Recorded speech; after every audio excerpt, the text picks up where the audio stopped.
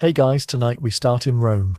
In the sweltering heat of late summer, the year 410 CE, you're standing inside the Eternal City, a place that for centuries has been the shining core of an empire stretching from the misty isles of Britain to the sunburned sands of Egypt. But tonight it doesn't feel like the capital of the world. It feels like a caged animal waiting for the inevitable.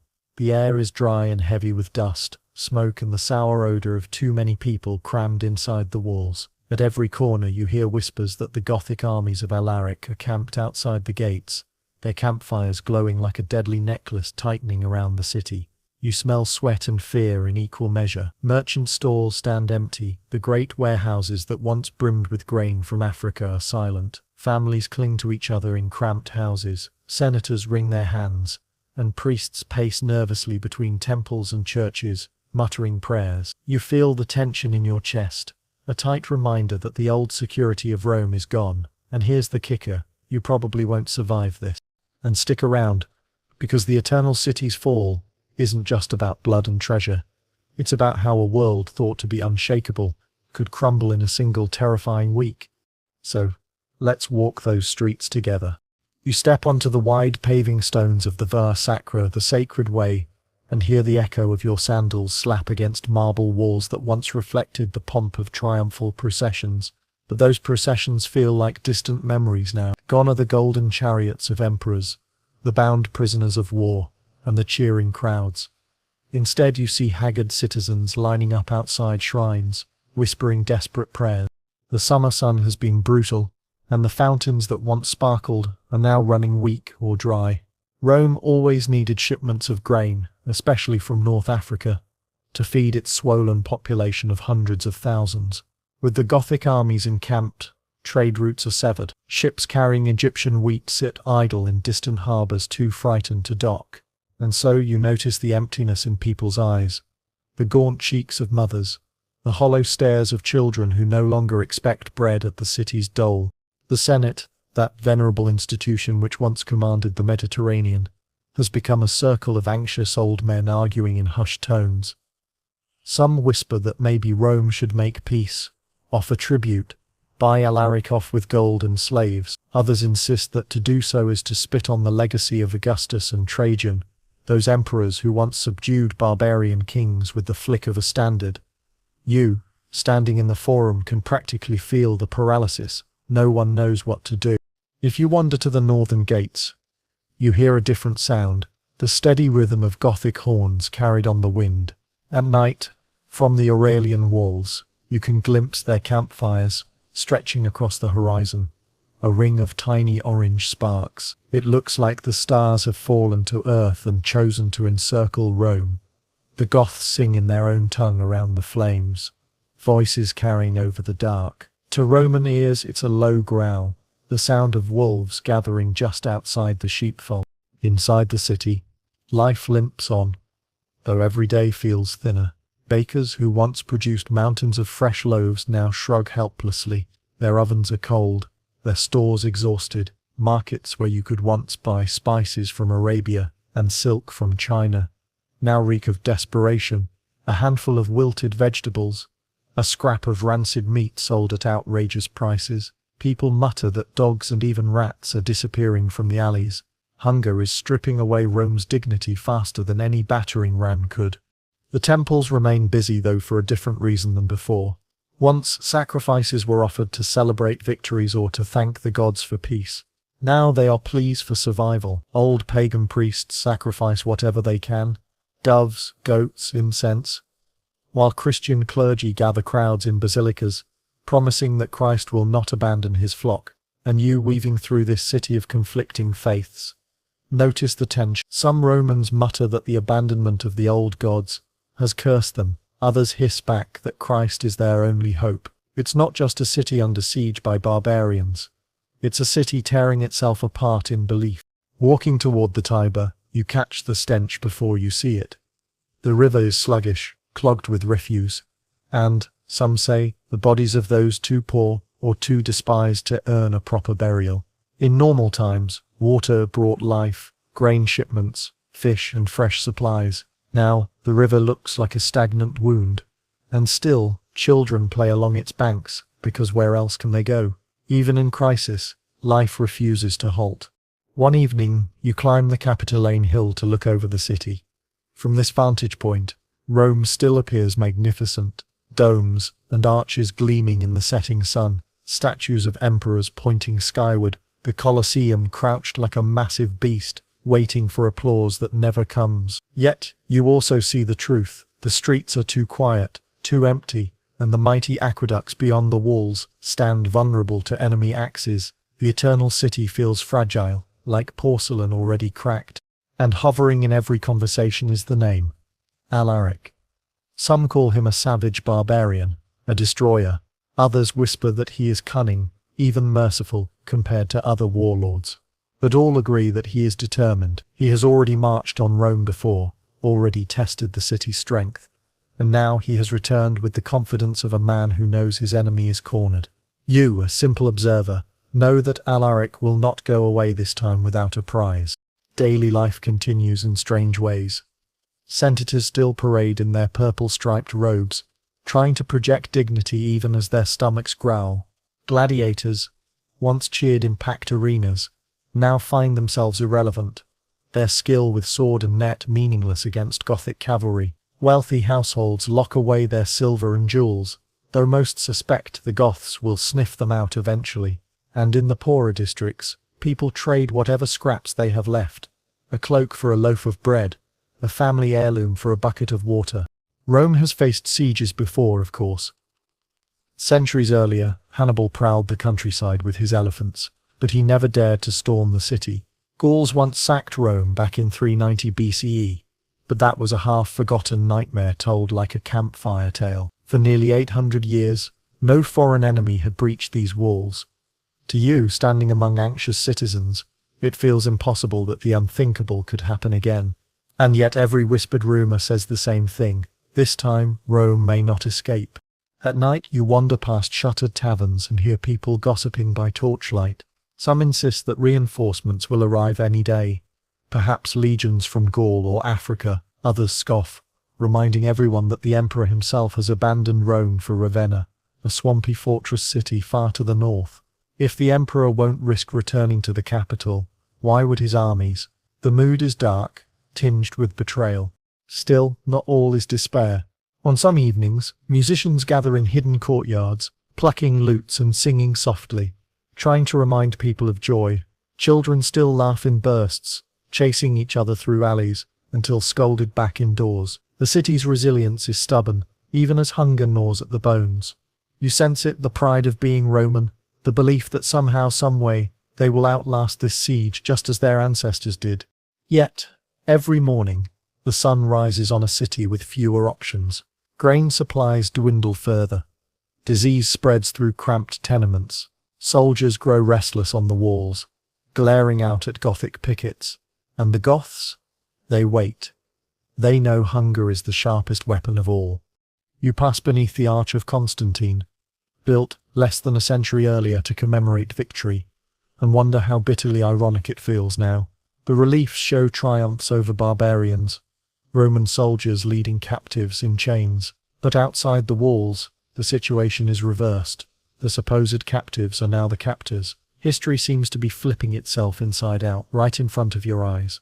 The city grows more superstitious by the day. Strange omens are reported. A statue falls from its pedestal. Lightning strikes a temple roof. A two-headed calf is supposedly born in the suburbs.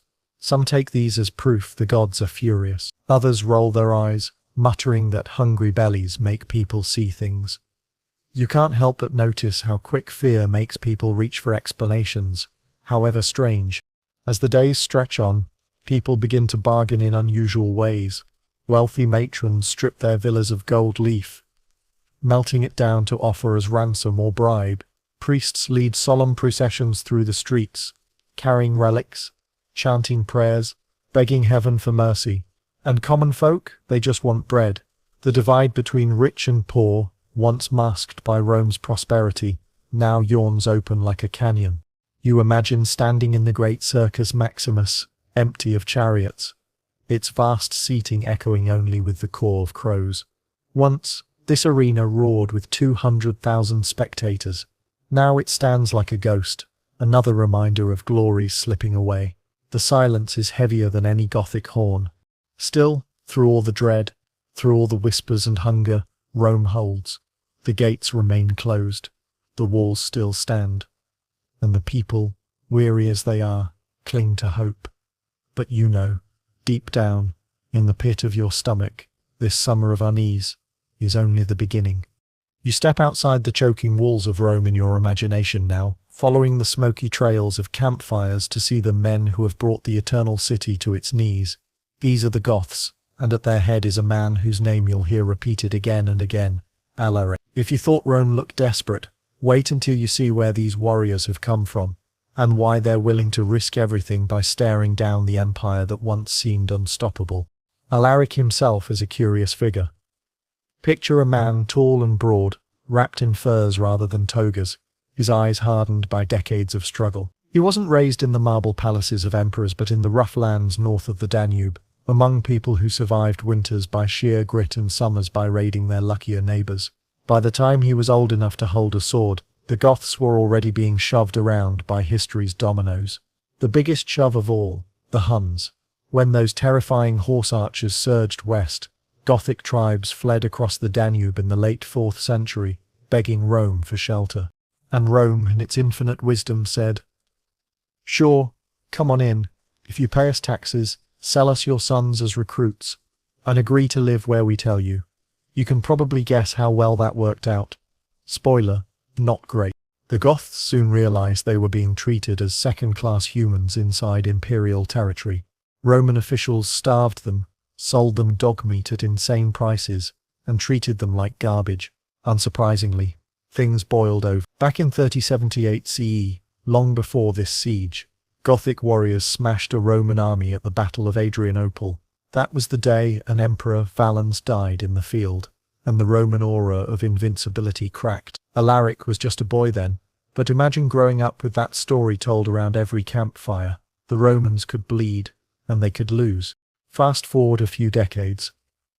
Alaric himself actually served as a commander within the Roman army for a while. Yep, the so-called barbarian was once on Rome's payroll, leading Gothic auxiliaries against other enemies. And guess what? He noticed a pattern. Time and again, the empire used Gothic manpower when convenient, then shoved them aside with zero gratitude.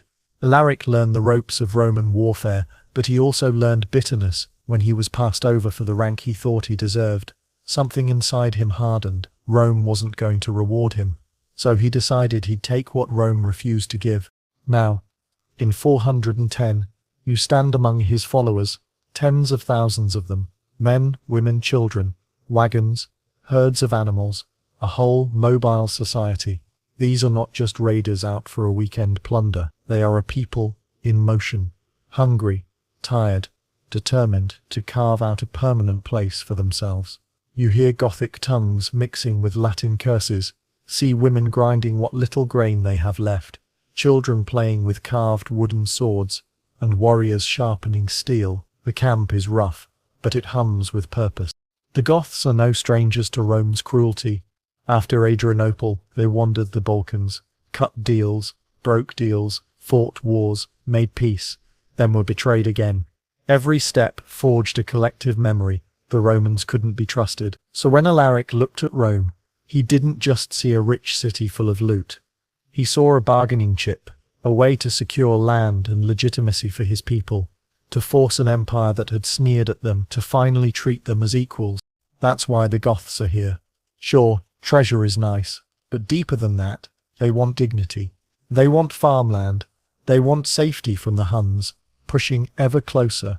And if the empire won't give it voluntarily, they'll wring it out of Rome's marble fists. Walking through the Gothic ranks, you notice the difference between them and the Roman soldiers cowering inside the walls. Romans at this point are poorly paid, often mercenaries themselves, scattered and unreliable. The Goths, by contrast, have unity born of desperation. They fight not for wages but for survival of kin and tribe. Each warrior knows his family is right behind him in the wagons. That kind of motivation sharpens the edge of a sword. Alaric himself keeps discipline strict. He knows his people cannot afford chaos. When supplies are taken, they are rationed. When captives are seized, he negotiates their ransom. He is ruthless, but calculating, far from the mindless savage Roman propaganda paints him to be. Think less wild barbarian screaming in furs, and more tough general running a mobile kingdom on enemy turf. But here's the irony. Alaric doesn't want to burn Rome to ashes. At least, not at first. He wants recognition. He wants the emperor, Honorius, to say, "Fine, you and your people get land in Italy or Gaul. You'll be official federates, part of the system." In fact, Alaric has sent envoys with demands before: grain, gold, a generalship. Each time, the Romans stalled, argued, or outright insulted him. Imagine being ghosted by an empire. Not fun. So the Goths sit outside the city, their watchtowers poking the sky, their horses grazing near dried-up streams, their warriors drilling in small groups, to Romans peeking nervously from the battlements. The sight is terrifying, but if you slip into the Gothic perspective, it's also a scene of frustration. They don't want to waste years starving outside Rome's walls. They want a deal. Yet they're also prepared to do the unthinkable if Rome continues to refuse. Among the Gothic warriors, stories circulate about past grievances. Old veterans talk about being cheated by Roman governors, or losing brothers at battles where Rome abandoned its allies. The younger men, meanwhile, dream of storming into Rome's glittering palaces, finally seeing with their own eyes the luxuries they've only heard about. Even the children, playing in the dust, swing wooden swords and chant mock Roman titles. You can feel the resentment simmering like stew over a low fire. Meanwhile, Alaric keeps his own counsel. He is shrewd enough to know that every delay weakens Rome further. Hunger inside the city does his work for him. He doesn't have to storm the walls with ladders. He can let famine gnaw at Rome's belly until the senators themselves come crawling. But he also knows time isn't limitless. His warriors need rewards. His people need security. The longer this drags on, the more restless the host becomes. And yet, you can't deny the sheer audacity of it. A so-called barbarian tribe, once beggars at Rome's border, now dictating terms to the eternal city itself. It's like watching your old-school bully suddenly forced to ask you for lunch money. If you pause and listen, you'll hear the Goths' music at night. Deep, droning chants, accompanied by primitive instruments, echoing through the hills. It's both mournful and defiant. To the Romans inside, it sounds like wolves howling at the gate. To the Goths themselves, it's a reminder of who they are, a people bound by shared suffering and stubborn pride. You glance back toward the city walls, and you realize the balance has shifted. Rome may still glitter with statues and marble forums, but outside, the Goths have something Rome has lost: unity, purpose, and a leader who commands respect. Alaric is not some random warlord hoping for a quick raid. He is the spear point of a people who have endured betrayal after betrayal, and he is determined to carve a future, even if it means cracking open the greatest city the world has ever known. One last irony for you. In another life, Alaric might have been Rome's greatest general. He knew their tactics, spoke their language, even once fought under their banners, but spurned, humiliated, and shut out. He turned that knowledge against them. And now, as the summer of 410 drags on, he waits with his warriors at the very doorstep of Rome, ready to prove that the eternal city is not so eternal after all. And you, standing at the edge of that camp, can feel it in your bones. The storm is coming. You head back inside the city now, and instead of staring at the Gothic campfires beyond the walls, you focus on the other half of this showdown, the Roman leadership. And leadership deserves heavy air quotes, because if you thought Alaric was disciplined and determined, wait until you see the circus running the Western Empire. Let's start with the emperor himself, Honorius. He is technically the man in charge, the Augustus of the West, the heir of mighty Theodosius. In practice, he's hiding out in Ravenna. Yes, Ravenna, a marshy fortress city surrounded by swamps and canals on Italy's northern coast. The logic is sound. Ravenna is much easier to defend than Rome. The walls are solid, the marshes act as natural moats, and you can reach the sea quickly if things go bad. But think about the optics. The emperor is supposed to be the living symbol of Rome, the beating heart of the empire. And where is he? Nowhere near the Eternal City. To the average Roman citizen peeking nervously over the Aurelian walls, it feels like abandonment. And honestly, they're not wrong. Honorius is not a military genius, nor a charismatic leader, nor even a particularly inspiring figure. Ancient sources make him sound more like an anxious bureaucrat than a warrior king. At this exact moment, when his empire is facing an existential threat, he's said to spend his time raising chickens, literally. There's a famous, and probably exaggerated story that when he first heard Rome had perished, he burst into tears, thinking it meant one of his favorite pet roosters named Roma had died. Once someone clarified it was the city, not his chicken, he calmed down. If you needed a symbol of imperial dysfunction, there it is. The emperor more worried about poultry than the Eternal City. Of course, Honorius isn't entirely alone. He has advisors, generals, and ministers buzzing around him like flies in Ravenna. But that's another problem: too many voices. Not enough unity. Instead of a single clear plan, the imperial court is split by factionalism. Some want to negotiate with Alaric, others want to stall, others insist Rome must never bow to barbarians. Each delay feeds Alaric's confidence and starves Rome a little more. Then there's the military situation. You might expect Rome, the empire that once fielded legions from Scotland to Syria, to muster an overwhelming army and crush the Goths. But the reality in 4th NCE, the Western Empire doesn't have that kind of power anymore. Years of civil wars, plagues, and endless frontier defense have drained the manpower pool. Large swathes of the army are busy fighting in Gaul or Spain or Africa. Some legions are essentially independent warbands loyal to their commanders more than the emperor. By the time Alaric shows up at Rome's gates, there simply isn't a strong, unified field army available to chase him off. And let's not forget the geography. Honorius is in Ravenna because it's defensible. Sure, but it's also cut off from the action. To get reinforcements into Rome, you'd need to march through Gothic patrolled territory. Even if an army could be scraped together, it's a logistical nightmare to supply them.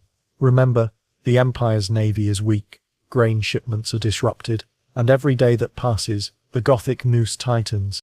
Inside Rome, the Senate is theoretically the governing body, but their power is ceremonial at best. These are aristocrats who measure their worth in estates and family names, not in battlefield victories. Some senators are genuinely patriotic, but many are terrified of losing their villas and slaves. They bicker endlessly about whether to pay Alaric off, whether to beg the emperor for help, or whether to risk a desperate sortie, and since they can't agree, they mostly do nothing. If you've ever seen a committee meeting that should have been an email, imagine that, but with the fate of the Eternal City on the line. And here's the tragic backdrop. Only a decade earlier, Rome actually had someone competent at the helm, a general named Stilicho. He was half Vandal, half Roman, and for years he managed to juggle the empire's endless crises, holding the Goths at bay, putting down rebellions, and keeping Honorius alive. But thanks to court politics, envy and suspicion, Stilicho was executed in... Yes, 2 years before this siege, Rome literally killed its best general. Without him, the empire's defenses collapsed, like a badly built sandcastle. By the time Alaric marched on Rome, the West was essentially leaderless, directionless, and very, very vulnerable. Now, picture the psychological contrast. On one side, Alaric with his united host, clear goals, and disciplined leadership. On the other, Honorius and his squabbling court, generals who won't cooperate, senators paralyzed by fear, and an emperor stroking chickens in a swamp. It's not exactly the showdown of equals. It's more like watching a professional chess player take on someone who keeps asking if the knight can move diagonally. And yet, the Romans still cling to arrogance. Centuries of dominance have ingrained the belief that Rome is eternal, invincible, destined to survive any storm. Even as famine creeps in, even as Alaric's envoys demand gold, there are senators who scoff. How dare these barbarians dictate terms to us? That pride, which once fueled conquests from Gaul to Mesopotamia, now curdles into stubborn denial. They'd rather risk destruction than admit Rome has fallen so low. Of course, there are cracks. Some senators do the math. Hungry citizens, No reinforcements. A Gothic army right outside the gates. Their suggestion: pay Alaric, hand over gold, silver, and maybe a few slaves. Buy peace, and live to fight another day. Others argue that giving in would only embolden the Goths, proving Rome is weak. So they stall, they debate, they pass the problem back and forth like a hot potato, while the people of Rome grow thinner and angrier. Meanwhile, outside in Ravenna, Honorius remains blissfully insulated. He receives reports, shrugs, and often chooses inaction. If you are a Roman soldier on the walls of Rome, or a mother searching for bread in the Forum, you probably curse his name daily. The emperor is supposed to defend his people. Instead, he's absent, indecisive, and utterly detached. And so the city drifts, suspended between arrogance and fear, between ancient pride and present desperation. Rome's grandeur still gleams in the marble, but its leadership has rotted, and you know what they say about a house built on sand. All the while, Alaric waits. He's a predator circling a wounded animal, knowing full well the prey is too paralyzed to run. You drag yourself back inside the stifling streets of Rome, and now the reality of the first Gothic siege wraps around you like a choking cloak. Forget the grand debates of senators or the political games of Ravenna. Here in the alleys and markets of the Eternal City, the problem is simpler and much more brutal: food, or rather, the lack of it. When Alaric first tightened his army around the city in 408 CE, he didn't launch catapults, didn't throw ladders against the walls, didn't charge the gates. He didn't have to. He simply blocked the roads, cut off the Tiber, and waited.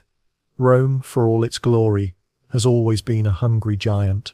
The city's million-plus mouths depended on grain shipments from North Africa, Sicily, and Egypt. Without those ships, the bread dole, the daily ration that kept the masses fed, collapsed like a table with its legs kicked out. You walk through the Forum on a blistering afternoon and see what that collapse looks like. Bread sellers' stalls are empty, shutters closed. Families huddle in the shade, their eyes hollow. The once booming market buzz, the sound of coins clinking and hawkers shouting, has been replaced by silence broken only by the groans of the hungry. It's a silence so heavy you can almost feel it pressing against your eardrums. At first, people improvise. Wealthy families ration their stored grain and salted meat. Poorer folk scrape by on vegetables grown in garden plots or whatever dried beans they can barter. But, as the weeks drag on, desperation spreads. Prices skyrocket. What once bought a feast now buys a scrap. A senator can still afford a loaf, but an ordinary labourer, not a chance. The stench of hunger is everywhere. You see it in the lines outside temples, where priests distribute what little alms remain. You hear it in the whispers of mothers, soothing children whose bellies gnarl with emptiness. You smell it in the air. The sour tang of unwashed bodies too weak to fetch water. The sickly sweet odour of garbage piling up in alleys because no one has the energy to haul it away. And with hunger comes disease.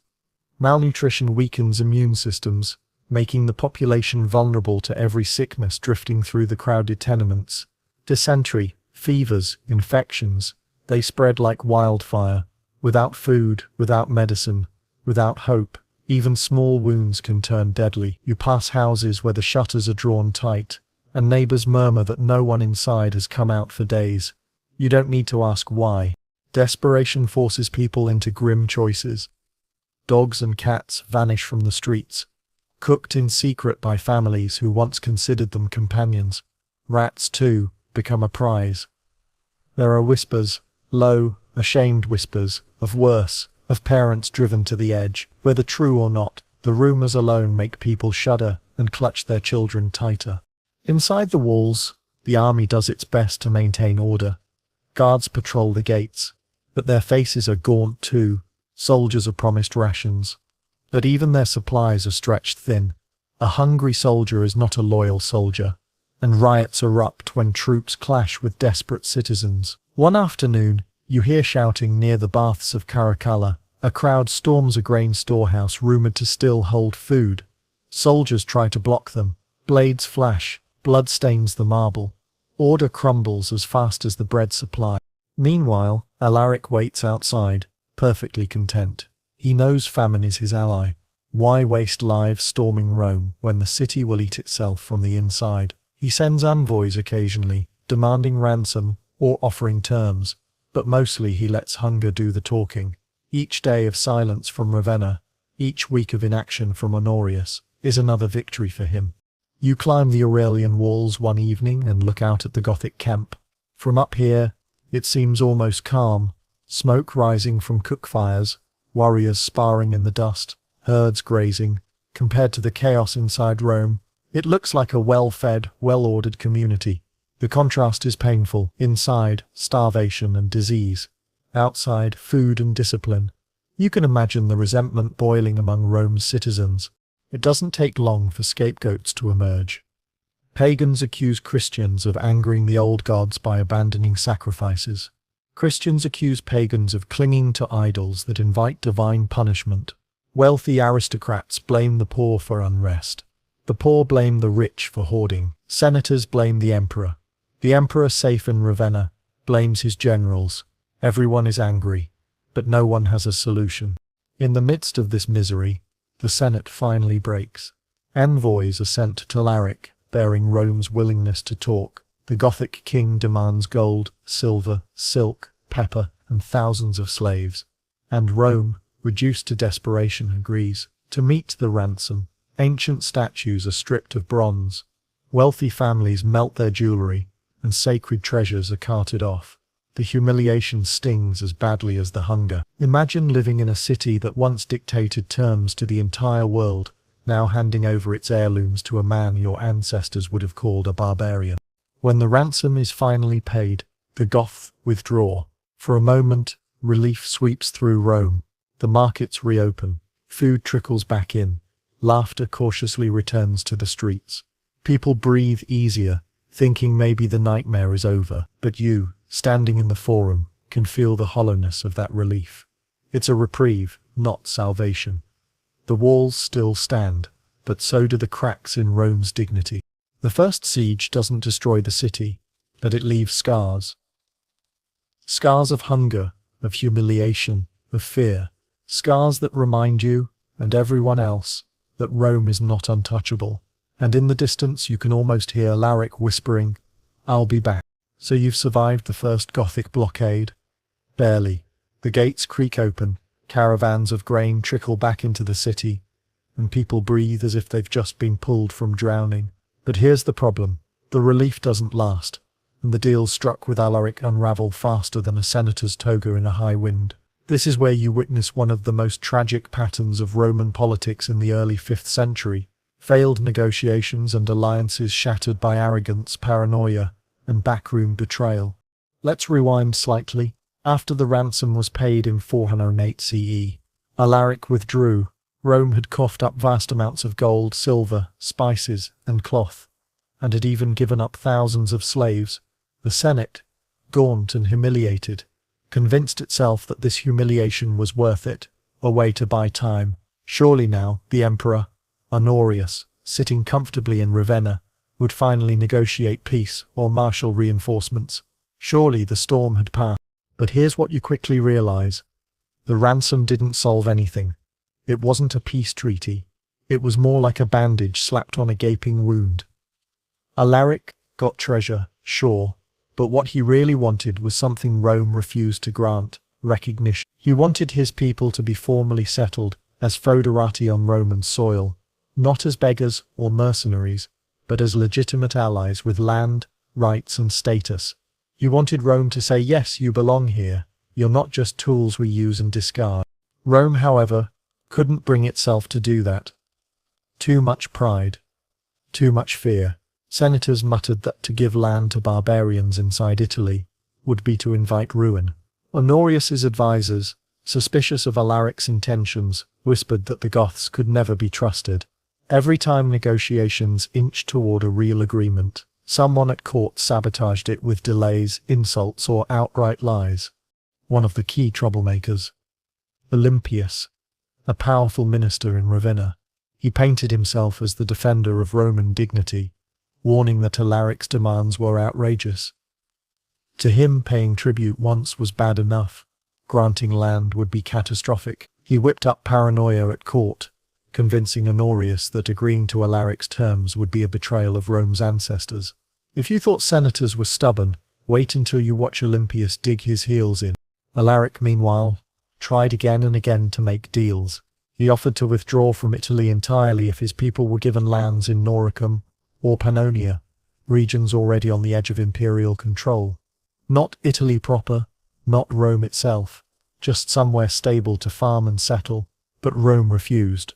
Then he offered to serve Rome faithfully if he was granted the rank of Magister Militum, Commander-in-Chief. Again refusal. To Alaric, it must have felt like talking to a brick wall while starving. Inside Rome, people sensed the fragility. They had barely survived famine once. They knew it could return. The Senate sent envoys repeatedly, trying to mediate between Alaric and Ravenna. At one point, they even begged the emperor to listen to reason. But Honorius, ever detached, ever indecisive, dithered. He made promises, then broke them. He authorized talks, then pulled them back. And each time he faltered, Alaric's patience thinned. The final insult came when Honorius prepared to send reinforcements, not to protect Rome, but to attack the Goths outright, in the middle of delicate negotiations. Imagine inviting someone to dinner, then setting a bear trap under their chair. When Alaric learned of this betrayal, he knew words were useless. He had been humiliated enough times. If Rome wouldn't respect him at the table, then he'd make them respect him by force. Here's the kicker. Alaric wasn't a bloodthirsty monster. He didn't want to annihilate Rome. He actually admired much of Roman culture, and he knew the city's fall would send shockwaves across the known world. But the stubbornness of Ravenna, the endless delays, the insults, left him no other option. Negotiations had failed. Ransom had bought nothing but temporary silence. Meanwhile, Rome's citizens began to feel like pawns in a game they didn't control. They had paid with their treasures, endured starvation, and prayed for peace. And still, their leaders failed them. Every rumor of broken promises made them angrier. Some whispered that the Senate should cut a direct deal with Alaric, bypassing Honorius entirely. Others muttered that perhaps the Goths weren't the villains here. Perhaps the real betrayal came from the emperor who abandoned them. You can picture it inside the Senate house, marble floors echoing with voices raised in anger. Some senators argue that they must placate Alaric again, offer more tribute if necessary, because the alternative is too horrifying. Others pound their fists and cry that it would be cowardice, that Rome must stand firm. No one notices the obvious, that while they bicker, famine is waiting right outside the door, ready to walk back in at Alaric's command. The Gothic king himself remains pragmatic. He knows his people cannot linger forever without land or supplies, and so he sharpens his plan. If the empire won't give him recognition, he'll take leverage. Rome is more than a city. It's a symbol, a bargaining chip so valuable that shaking it will force Ravenna to the table. But it's also a fragile chip, one that could break completely if pushed too far. And that's the tragedy of this moment. It didn't have to come to violence. There were pathways to peace. Alaric offered them. The Senate hoped for them, but Honorius and his ministers, blinded by arrogance and fear, slammed every door shut. By 409 CE, negotiations had collapsed completely. Alaric returned to Rome, his patience gone. Once again he encircled the city. Once again hunger began to gnaw at its people. This time, though, the situation felt more desperate. The ransom had drained Rome's coffers. Supplies were even thinner. Confidence in Honorius had evaporated. And now the Goths weren't just demanding treasure, they were demanding the future. You walk the streets again, and see the despair etched deeper than before. People remember the first famine, the taste of desperation, the sight of friends wasting away. Now, with the second blockade, they know exactly what awaits. Fear clings to the air, like a sour fog. This isn't just a city under siege anymore. It's a city betrayed, trapped between a Gothic king who wants justice and an emperor who refuses to face reality. If you pause in the forum and look up at the statues of Augustus and Trajan, their marble faces seem to sneer. These emperors conquered whole continents, toppled kings, and made Rome mistress of the world. And now, their descendants can't even manage a peace deal. It's enough to make you laugh. if the sound of hunger didn't choke the humor out of your throat. And so, the stage is set. The ransom has failed. The alliances are broken. The negotiations poisoned by arrogance are dead. Rome has already starved once. It will starve again. And this time, Alaric is prepared to do more than wait. The uneasy truce collapses. And soon enough, the Goths are back. This time, not as petitioners at the gates, but as predators circling their prey.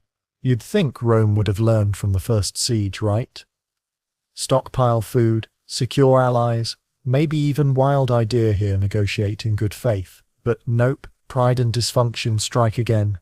And by 4009 CE Alaric's forces return to the walls, their campfires glowing with a grim sense of déjà vu.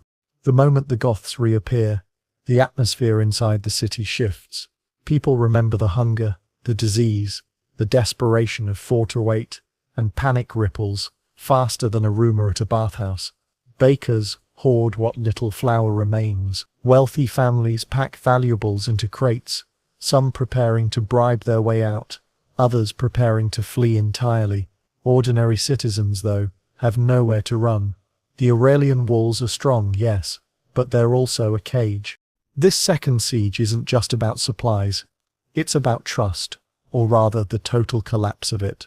The Senate no longer trusts the Emperor to protect them. The Emperor doesn't trust the Senate not to cut their own deal. Nobody trusts Alaric to stick to terms after the ransom fiasco. And Alaric, he doesn't trust anyone in Ravenna. Period. He knows now that his only leverage is pressure, and he doubles down. You picture the Gothic army setting up outside the gates again. The same horns blare across the hills. The same patrols ride back and forth. But this time, the camp feels heavier, more determined. Families who once hoped for land have grown tired of waiting. Warriors mutter that enough is enough. They deserve not just promises but results. Alaric feels their frustration, and he channels it. Inside Rome, the cracks widen. Factions tear at one another, like wild dogs. Some senators argue they should accept Alaric's demand to crown a new emperor. Yes, you heard that right. The Goths aren't just asking for food or gold anymore. They want political power. They insist that a usurper named Priscus Attalus be installed as emperor, someone who will actually work with them instead of hiding in Ravenna. The Senate, cornered and terrified, agrees. Imagine the humiliation. The eternal city, once the maker of emperors, reduced to crowning one at the demand of a Gothic king. Attalus is paraded through the city, his purple robes billowing, his supporters cheering nervously. But beneath the pageantry, everyone knows this is a puppet show. Alaric is the real power here. The so-called emperor is just a mask. For a brief moment it almost works. Attalus sends envoys, raises troops, even dreams of reconquering Africa to secure Rome's grain supply. But reality bites hard. Africa refuses to cooperate. Ravenna refuses to recognize him. And the Senate itself splinters further. Without real support, Attalus flounders, and Alaric grows impatient. He wanted a useful ally, not a figurehead who can't deliver. So, in classic thanks but no thanks fashion, Alaric strips Attalus of his purple robes and dumps him back into obscurity. If you're keeping score, that's yet another alliance burned to ashes. Meanwhile, the people of Rome suffer through another round of shortages. Grain convoys never arrive. Prices skyrocket again.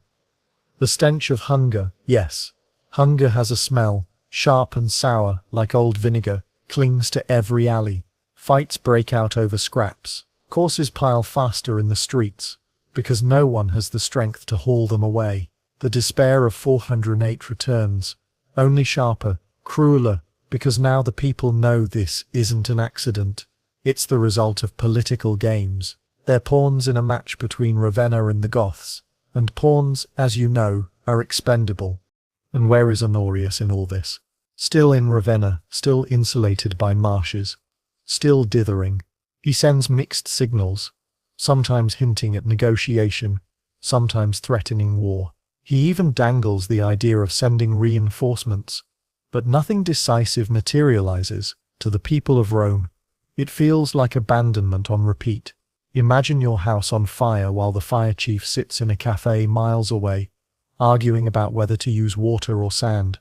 Alaric, on the other hand, grows more focused. He has tested ransom, tested puppet emperors, tested negotiation. None of it works. By late 409, he is done playing games. If Rome won't respect him as a partner, then it will respect him as a conqueror. The city, though, doesn't collapse instantly. Roman pride is stubborn. The Senate, despite humiliation, still clings to scraps of dignity. They insist Rome cannot be treated like any other city. They remind each other of Hannibal, of the Gauls, of all the times Rome stared death in the face and endured. They convince themselves that maybe, just maybe, Alaric will back down again. But you, walking the streets at dusk, know better. You see the gaunt faces, the empty granaries, the exhausted soldiers at the gates. You hear the Gothic horns outside, steady as a heartbeat. Rome isn't unbreakable anymore. It's brittle, one hard knock away from shattering. Alaric knows it too. That's why, even as he keeps up the siege, he also begins preparing for something unprecedented. The direct storming of the Eternal City. For centuries, Rome had been untouchable, its aura of invincibility keeping enemies at bay. Now, Alaric sharpens the idea in his mind like a blade. If they won't give him peace, then he will take glory. The cycle of betrayal, failed truces, and broken promises has led here, to this moment. The Goths, once beggars at Rome's borders, are now the arbiters of its fate. Rome, once the master of the known world, is now a prisoner of its own arrogance. And you, caught in the middle, can feel it in your bones. The storm is closer than ever. You pause for a moment, thinking back to everything you've seen so far. The endless debates in the Senate, the panicked hunger in Rome's streets, the failed truces and puppet emperors that went nowhere. And you realize there's a ghost hanging over all of this. A man who isn't even alive anymore, but whose absence is shaping every desperate move. Stilicho. Flavius Stilicho, to give him his full name, was once the linchpin of the Western Roman Empire, half Vandal by birth, Roman by loyalty. He was the rare figure who could command both respect from the army and grudging acceptance from the Senate. For nearly 2 decades, he held the western frontiers together while the empire's fabric frayed. And here's the painful irony. Had Stilicho lived, you might not even be listening to this bedtime horror story, because the sack of Rome might never have happened.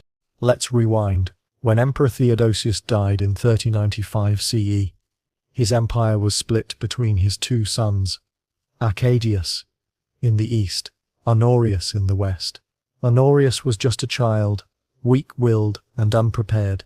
Enter Stilicho as Magister Militum, commander-in-chief. He effectively ran the Western Empire as guardian for the young emperor. He was the man who kept the Goths in check, fended off invasions, and balanced the political nightmare of an empire that was already starting to crumble at the edges. Stilicho fought Alaric more than once. Back in 402, when Alaric invaded Italy, Stilicho rushed to meet him and defeated the Goths at battles like Pollentia and Verona. Alaric survived, but the message was clear. As long as Stilicho commanded, Rome still had teeth. For a time it seemed like the old Roman resilience might carry the day. But politics in Ravenna, as always, ruined everything. Stilicho had enemies in the imperial court, jealous rivals who resented his influence, suspicious aristocrats who never fully trusted a half-barbarian, and schemers who whispered that he had ambitions for the throne. By 408, those whispers had turned into daggers. Honorius, gullible and paranoid, listened. And in one of history's more self-destructive moves, he ordered Stilicho's arrest and execution. Picture the scene. The empire's most capable general, the man who had held the line for 2 decades, dragged away on false charges of treason and beheaded. His allies scattered, his family disgraced. The soldiers who once swore loyalty to him mutinied or deserted. The barbarian auxiliaries who had served under him, thousands of hardened warriors, were left leaderless, insulted, and unpaid. Many of them defected straight to Alaric's side. Think about that for a second. The very man Honorius had been most afraid of. Alaric suddenly gained fresh recruits thanks to Honorius's paranoia. It's like firing your best bodyguard, and then handing your house keys to the burglar across the street. If Stilicho's ghost could have rolled his eyes, it would have. And the consequences didn't stop there. Stilicho had been negotiating with Alaric before his death, trying to settle him with land and money in a way that served Rome's interests. His fall meant those negotiations collapsed instantly. Alaric, already frustrated, now saw that Rome was not only faithless, but also suicidally short-sighted. Whatever faint hope of peace still flickered was snuffed out with Stilicho's execution. The ripple effects continued. Stilicho's wife and son were hunted down and executed, a purge meant to erase his influence entirely. His supporters in the Senate were silenced, his policies abandoned. The Western Empire stumbled into chaos, with no one of equal talent to take his place. Generals squabbled, ministers schemed, and the emperor, freed from Stilicho's steady hand, retreated even further into his Ravenna bubble. Now you, standing here in 410, see the result. Rome faces Alaric with no Stilicho, no competent commander, no coherent plan. The Senate is paralyzed, the emperor is useless, and the army is fractured. Stilicho's absence isn't just a missing piece, it's a gaping hole at the very heart of Roman defense. You can imagine how different things might have been. Stilicho understood the Gothic problem better than most. He knew they weren't just raiders, they were a people searching for a place. He might have struck a lasting deal, folded them into the empire, turned Alaric from an enemy into an ally. He'd done it before with other groups. But instead, Rome chose paranoia over pragmatism, and now Rome pays the price. The irony is almost painful. The empire killed its protector out of fear he might betray them, only to be betrayed by their own weakness. Without Stilicho, Alaric had free reign. Without Stilicho, the Western Empire stumbled into one humiliation after another. Without Stilicho, the Eternal City now trembles. Even ordinary citizens knew the weight of this mistake. In taverns and marketplaces, whispers circulated. If Stilicho were alive, the Goths wouldn't dare. Some spat his name with bitterness, blaming him for failing to save them. Others spoke it with longing, wishing he could ride back from the grave and take command again. Either way, his ghost hovered over every hungry stomach and every sleepless night. And Alaric. He must have smiled, grimly. The man who had once beaten him in battle was gone. His old adversary, the one general he respected, was dead. Killed not by Gothic swords but by Roman politics. To Alaric it was confirmation of what he'd always suspected.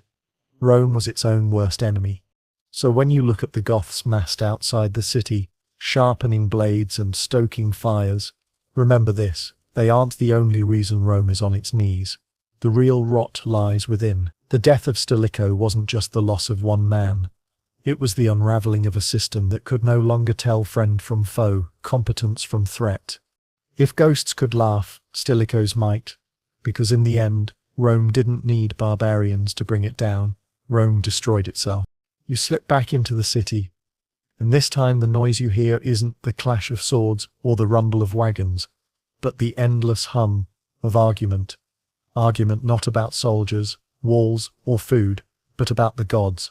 Because in Rome of 410 CE, famine and fear aren't the only plagues spreading. Religious tension, suspicion, and finger-pointing burn hotter than the August sun. The empire by this point is split spiritually as much as politically. Christianity has been the official religion since the reign of Theodosius at the end of the 4th century, but official doesn't mean universally loved. Pagan traditions still live on, especially among old aristocratic families who remember the glory days of Jupiter, Mars, and Venus. And now that Rome is starving, now that its walls are ringed by Goths, those old traditions come back with a vengeance, because nothing fuels religious fervor quite like disaster. Walk through the Forum on a late evening, and you'll hear it clearly.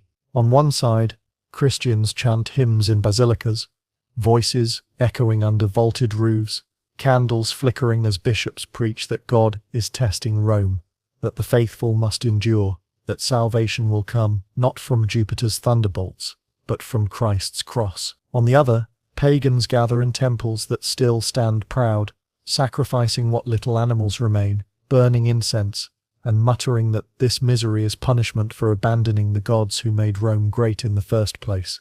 You can almost hear the arguments across the marble plazas. See?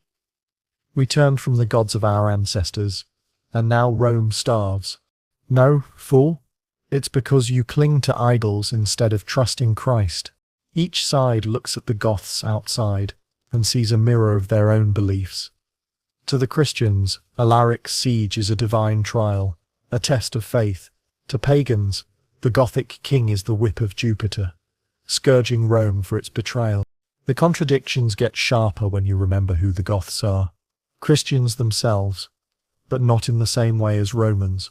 Most Goths are Arian Christians, a branch of the faith declared heretical by the Roman Church, because they believe Christ is not fully equal to God the Father. So imagine the confusion. You're a Roman Christian, hungry and scared, and the army at your gates is also Christian, just the wrong kind. That doesn't exactly make it easier to paint the enemy as demon worshippers. Pagan aristocrats seize on this detail like hawks. See, Christianity doesn't protect us, they argue. Even Christians attack Christians. The old gods never betrayed Rome this way. Their voices echo especially in the Senate, where old families with deep pagan roots still cling to ancestral rituals. For them, the crisis isn't just about bread, it's about identity. If Rome falls, it proves that abandoning the old gods was a fatal mistake. Christians push back just as fiercely. Bishops like Innocent I remind the faithful that Rome's safety never came from Jupiter's temples, but from divine providence. They point to the fact that some churches are being respected even by the Goths, evidence, they claim, that Christ's hand is shielding his people. And besides, wasn't it the pagan emperors who filled the empire with corruption, decadence and cruelty? If anything, the sack would be their fault, not Christianity's. The tension filters down to everyday life. Neighbors glare at each other in bread lines, muttering accusations about which god they prayed to last night. Families split between old and new faiths, argue in whispers over dinner. Priests from both camps march through the streets in processions. One day a Christian relic borne high on shoulders, the next day a pagan ceremony, offering sacrifices to Apollo. For a city already cracking under famine, these religious quarrels are like gasoline poured onto dry wood. The bitterness sharpens as omens are reported. Lightning strikes the roof of a church. Pagans declare it Jupiter's wrath. A statue of a pagan deity topples during a tremor. Christians say it's God smashing idols. Every sign, every accident becomes ammunition. You realize quickly that in 410 CE, no one just sees events. They interpret them, twist them, spin them into proof that their God is right and the other is wrong. What's tragic is that this tension doesn't stay theological. It bleeds into politics. Senators who are pagan tend to resist Christian bishops, and bishops in turn accuse pagans of secretly conspiring with the Goths. Alaric himself, probably amused by all this, sometimes exploits it, sending messages that play one side against the other. When your enemy is starving itself through division, why not add a little more fuel? This clash of faiths is also shaping how Romans think about their future. Some Christians begin to develop a strange, almost apocalyptic tone. Maybe the fall of Rome isn't just punishment. Maybe it's part of God's plan, a step toward the heavenly kingdom that outshines any earthly empire. It's a comforting idea for the faithful, but a terrifying one for pagans who still cling to the belief that Rome itself is eternal. You might laugh bitterly at the irony. Here is Rome, the city that once prided itself on religious tolerance, able to absorb gods from Egypt, Gaul, and Greece, without breaking a sweat. And now, in its moment of greatest need, it tears itself apart over which God still listens. The ordinary citizen doesn't care much about theology. If you're a mother trying to soothe a hungry child, or a laborer collapsing from exhaustion, you just want food, not debates. Yet you can't escape the atmosphere. Every sermon, every ritual, every procession fills the streets, reminding you that even the heavens are divided. And here's a cheeky thought for you. Maybe the gods, old or new, are rolling their eyes. Imagine Jupiter and Christ leaning on a cloud somewhere, watching Rome bicker, muttering, they're starving and still arguing about whose fault it is. Classic Romans. But jokes aside, this religious tension will leave deep scars. Long after Alaric marches away, people will remember how neighbors turned on neighbors, how elites blamed Christianity, how bishops used disaster as proof of prophecy. Augustine of Hippo, a bishop in North Africa, will even write The City of God in response to the sack, arguing that earthly Rome is fragile, but God's city is eternal. That book will shape Christian thought for centuries. For now, though, you just walk the streets and feel the heat of arguments rising from every corner. Hunger gnaws at bellies, fear gnaws at hearts, and faith gnaws at unity. Rome isn't just under siege from without, it's under siege from within, torn between gods, between traditions, between visions of what it even means to be Roman anymore. And as you lean against a marble column in the Forum, watching two old men shouting about whether Jupiter or Christ has abandoned the city, you realize Alaric doesn't need to lift a sword. Rome is doing his work for him. You've wandered through famine, seen ransoms carried out of the Forum, watched puppet emperors rise and collapse, and listened to the endless bickering of priests and senators. Now the curtain begins to fall on the final act. This is the moment when Alaric, tired of waiting, tired of negotiating, tired of betrayal, decides to bring the eternal city to its knees. You can feel the change in the air, heavier, darker, as if the very walls of Rome themselves know they're about to be breached. By 410 CE, Alaric has tried everything short of outright annihilation. He demanded ransom, he got it, but it satisfied no one. He installed Priscus Attalus as a puppet emperor. The man flopped harder than a gladiator pretending to die in a comedy show. He sent envoys to Honorius in Ravenna. The emperor either ignored them or dismissed them with insults. Over and over, Alaric was forced to watch Roman politics tangle itself into knots while his own pain suffered, and now his patience is gone. From your vantage point on the Aurelian walls, you see the Gothic camps bristling more than ever before, no longer just patient circles of tents. They now look like staging grounds for war. Wagons have been pulled into tight formations, horses are corralled close, weapons gleam in the firelight. You hear the clanging of smiths repairing swords, the creak of siege engines being assembled, the barked orders of captains drilling their men. The Goths aren't just waiting anymore, they're preparing. Inside the city, the Senate tries one last desperate round of diplomacy. Envoys slip through the gates under truce flags, riding to Alaric's camp to plead for more time. They offer concessions, hint at tribute, promise that Rome can deliver something soon. But Alaric's face is set like stone. He has heard these promises before. Every time, the empire delays, lies, and insults. This time, he doesn't laugh, doesn't bargain, doesn't soften. He simply tells them, Rome will open its gates, or Rome will be taken. The Senate, terrified, scurries back. And now, you sense the panic truly spreading in the streets. Word of Alaric's ultimatum leaks almost immediately. Nothing stays secret in a starving city. Merchants whisper it in markets. Children repeat it like a grim nursery rhyme. Soldiers mutter it on the walls. Rome will open or Rome will fall. Those words sink into every Roman's mind, heavy as iron. And still, Honorius does nothing. From Ravenna, he sends no army, no reinforcements, no hope. He might as well be on another planet for all the good he's doing. Some say he mocks the Senate's pleas. Others claim he shrugs and says Rome is expendable. Whether true or rumor, it doesn't matter, the result is the same. The citizens of Rome know they stand alone. As night falls one evening in late August, tension presses down like a suffocating blanket. You walk the streets and see families clustering together, clutching whatever valuables they can carry. Some head toward churches, hoping for sanctuary. Others crouch in corners, praying that the walls will hold. Torches burn low, casting twitching shadows on cracked marble. Every creak of wood, every clang of metal outside the gates, makes people flinch. Meanwhile, in the Gothic camp, Alaric moves like a man who knows history is about to bend. He gives orders calmly, almost coldly. Scouts are sent to probe the gates. Engineers wheel forward ladders and rams.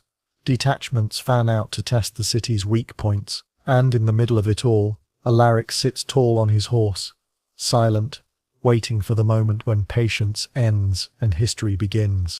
Rumors swirl inside the city. Some say a traitor will open the gates. Others claim Alaric has bribed Roman slaves inside to betray their masters. The truth is murky.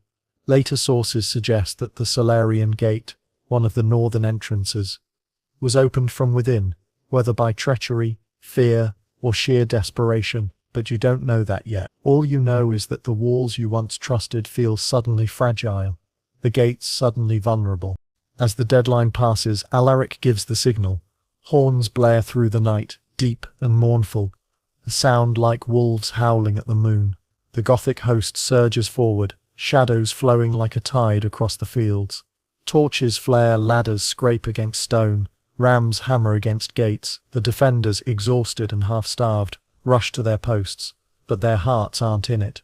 They know what you know. The city isn't ready for this fight. And then it happens.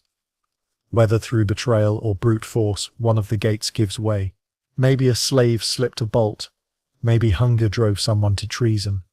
Maybe the rams simply smashed the wood apart, but the result is the same. The barrier between the eternal city and the Gothic horde shatters. From your perch on the walls you see it unfold. Torches flood into the streets. Shadows stretch and twist. Shouts echo through the night. Roman guards break and run, some throwing down their weapons. Others cut down where they stand.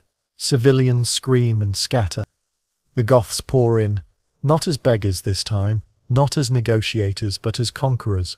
Imagine the shock. For nearly 800 years, no foreign enemy had breached Rome's gates. Hannibal never dared. Armies had marched around the city, threatened it, starved it, but not since the Gallic sack of 3090 BCE had outsiders stormed the heart of the empire.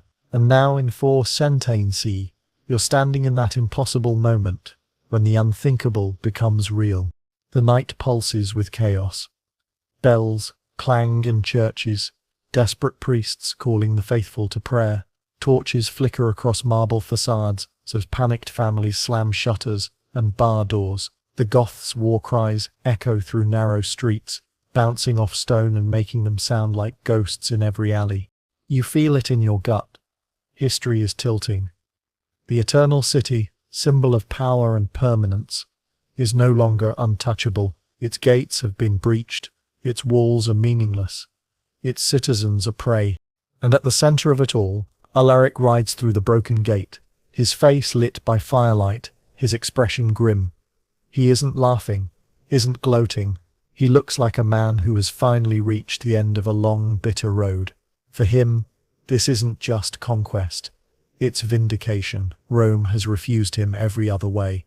Now, it will listen in the only language it understands: force. The sack of Rome has begun. The date is August 24, 410 C. You're standing in the eternal city, and for the first time in 8 centuries the walls have failed. A gate, the Salarian gate, yawns open in the dark, and through it pours a flood of Gothic warriors. The sack of Rome has begun, and you are there to feel the ground shift beneath your sandals. At first, it doesn't feel real. You've grown up with stories of Rome's invincibility. The city survived Hannibal, the Cimbri, the Parthians, all the endless enemies who dreamed of taking it. Rome was supposed to outlast time itself. Yet here, in the cool silence of a summer night, that illusion shatters. The Goths enter like a storm. Their torches flare against the black sky. Their swords glint red in the firelight. You hear the tramp of boots echoing against the stone streets, a sound like thunder rolling through the city's veins. Shouts rise up. Roman guards crying for order, families screaming in panic, Gothic horns blaring triumph. Within minutes, the city that once ruled the known world is nothing more than a battlefield of alleys and courtyards. You run with the crowd, jostled by neighbors clutching whatever they can carry. A woman drags a screaming child. An old man stumbles with a sack of coins. Slaves scatter in all directions, some rushing toward safety, others toward revenge. The night is chaos. No single direction, no single purpose, just survival. The Goths fan out quickly. Alaric is no fool. He doesn't want his men bottlenecked at the gates. Squads split off, racing toward different districts, each hungry for loot, vengeance, or glory. You see one band sprinting down the Via Salaria, another clattering toward the Forum. The city is too vast to defend, too sprawling to control. Once the gates are open, it's like trying to stop a flood with a handful of sandbags. You duck into a side street and see soldiers clashing in the torchlight. Roman defenders, starved and weary, meet the Goths head-on. But it's a slaughter. The defenders are thin, their armor ill-kept, their spears trembling. The Goths, fueled by hunger and rage, crash into them with axes and swords, cutting through the line like cloth. Within moments the street is littered with bodies, shields discarded, cries echoing into the night. Above you, from the rooftops, you hear more chaos. Families fling possessions into the streets, hoping to distract looters. Statues topple, tiles shatter, sparks rain down. Even the buildings themselves seem to groan under the weight of panic. The Colosseum, looming in the distance, looks like a massive shadow watching the city collapse, its arches glowing red in the firelight. Yet amid the fury, there's an eerie order. You notice that many Gothic warriors bypass churches, even when treasure glitters inside. Alaric, Arian Christian though he may be, has given orders that Christian sanctuaries are to be respected. Some soldiers obey, moving on without breaking a door. Others hesitate, tempted by the riches within. But word spreads quickly. Those who defy the order risk Alaric's wrath. It's not mercy so much as discipline, proof that even in conquest, the Gothic king keeps control. Still, outside those sanctuaries, mercy is rare. Temples are pried open, villas smashed, storerooms raided. You pass by a grand house where torches blaze inside, shadows of Goths dancing against frescoed walls. The screams from within leave no doubt what's happening. The marble floors of senators' mansions are slick with wine and blood alike.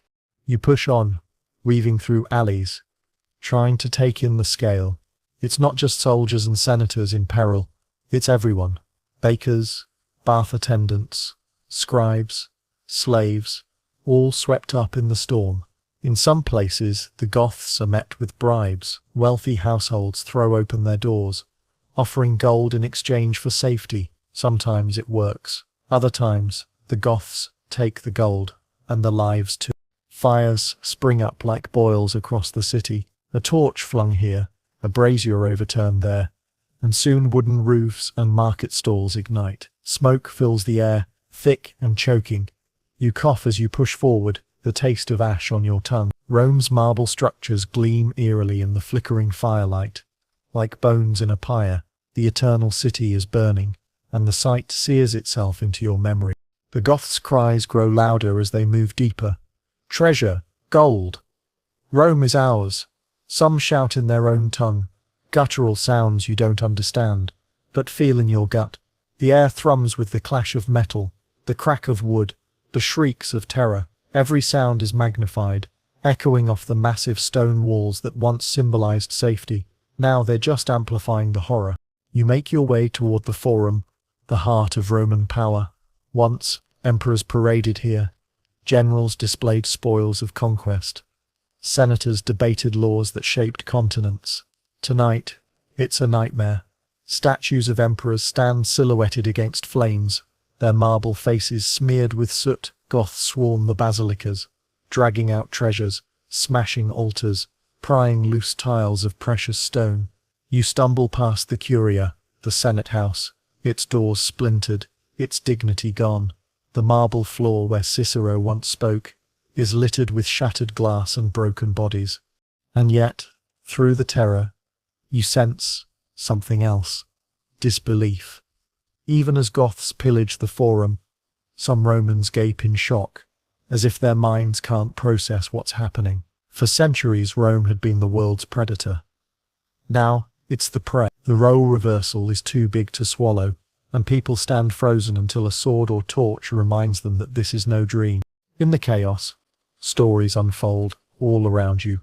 A senator in his robes is dragged from his litter, his jewels ripped from his fingers. A group of slaves, long beaten by their masters, suddenly switch sides, pointing Goths toward hidden storerooms. A young woman clings to a church door as soldiers rush past, spared only because of Alaric's order. Every street is a theatre, every alley a stage for tragedy, desperation, and irony.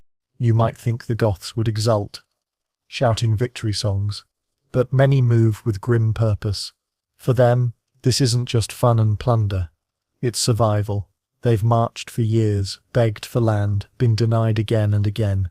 Now Rome itself is their ransom, Every coin looted, every amphora cracked open, every jewel pocketed is payment for decades of betrayal. Still, don't mistake purpose for gentleness. When hungry warriors flood a city, restraint frays. In the Subura, the packed lower-class district, you see Goths tearing through shops and taverns, smashing whatever they can't carry. In the Palatine Hills palaces, you see silk curtains ripped, golden cups stolen, statues toppled, and in the temples, pagan or Christian, if not clearly marked as sanctuary, treasures vanish into rough hands. By dawn, the city is unrecognizable. Smoke coils into the sky, blotting out the rising sun. The streets are choked with debris, broken carts, dead animals, shattered pottery. Families stumble in shock, clutching what little they've saved. You walk among them, the smell of smoke and blood thick in your nose. And looming over it all is the realization: this is only the beginning. The sack has only just begun. Dawn breaks over Rome, but instead of golden sunlight shining on a city of marble, it glows on smoke, ruin, and fear. The sack that began in the dead of night now stretches into the day, and the eternal city, once the mistress of the world, is stripped bare by Gothic hands. If last night was shock, this morning is devastation. You walk those streets now, step by step, and what you see is the anatomy of looting and destruction. The Goths fan out across districts with ruthless efficiency. Some move in disciplined squads, following captains' orders to strip wealth systematically. Others break loose in wild bands, storming villas and temples for personal spoils. The city is so large, so sprawling, that defenders are powerless. There's no central resistance, only isolated pockets of soldiers or desperate citizens, each snuffed out quickly like candles in the wind. Your first stop is a patrician villa on the Palatine Hill. Once these mansions were showcases of Rome's elite. Mosaic floors glistening with mythological scenes, marble fountains trickling in shaded courtyards, walls painted with frescoes of gods and emperors. Now you step through shattered doors and see Goths ripping silver plates from dining halls, prying gems from furniture, and hauling off amphorae of wine. The owners, dressed in their finest robes, lie huddled in a corner, begging for mercy. Some are spared, stripped of their wealth but left alive, others are not so lucky. From there you follow a band of warriors into the Forum, the beating heart of Rome's civic pride. Here, the looting becomes symbolic. Statues of emperors, Augustus, Trajan, Hadrian, are toppled, their bronze melted down for weapons or carted away as trophies. Temples are broken into, their treasuries ransacked. You watch as the Temple of Saturn, once a glittering storehouse of Rome's wealth, is gutted. The air rings with the clatter of coins spilling across marble floors, scooped up into Gothic sacks. The irony bites hard. Saturn, god of plenty, now presides over famine and theft. The Curia, the Senate House, doesn't escape either. Its polished wooden benches are overturned, documents trampled, seals of authority snapped like twigs. Senators who once argued policy within these walls now cower in alleys or hide behind slaves, their dignity shredded as thoroughly as their scrolls. Rome's pride, its governance, its marble dignity, all reduced to rubble in a matter of hours. And then you make your way to the Colosseum, the symbol of Roman spectacle. The arena's massive arches still stand, a hulking giant over the chaos. But its interior becomes a treasure chest, storerooms of gladiatorial equipment, hidden stashes of wealth from patrons, even sacred relics tucked away in shrines.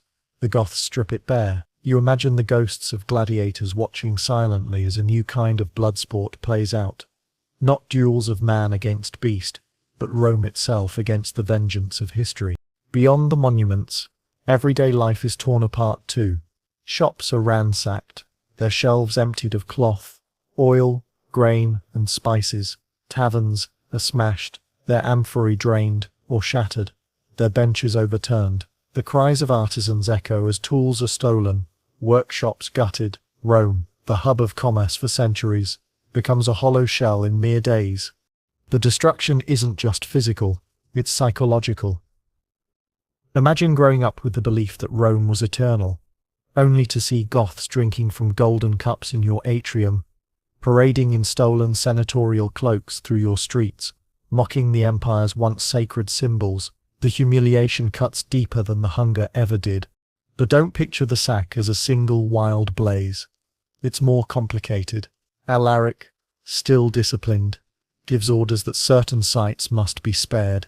Churches, especially those dedicated to Christian martyrs like St. Peter and St. Paul, are respected. Families who shelter inside them often survive untouched.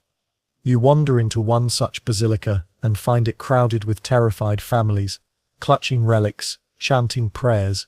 Outside, the streets roar with chaos. Inside, there's an eerie stillness, as if the building itself has become a bubble of safety. For some, it feels like a miracle. For others, it's a bitter reminder that stone walls, not divine favor, are what keep swords at bay. Meanwhile, pagan temples fare worse. Without Alaric's protection, many are desecrated, their idols smashed, their treasures looted. Priests who cling to the altars are dragged away. Rome's old religion, already in decline, takes another mortal blow. You can almost hear the sigh of Jupiter's statue as its gold leaf is peeled off by rough hands. The chaos bleeds into every layer of society. Slaves seize the moment to avenge years of cruelty, turning against masters, pointing Goths to hidden hordes, or simply fleeing into the streets. Some even join the Goths outright, guiding them through alleyways and secret vaults. Wealthy Romans, once untouchable, now rely on bribery and pleading to survive. Some succeed, offering treasures for their lives. Others watch in horror as their offers are pocketed, followed by the flash of a sword. Not everyone dies.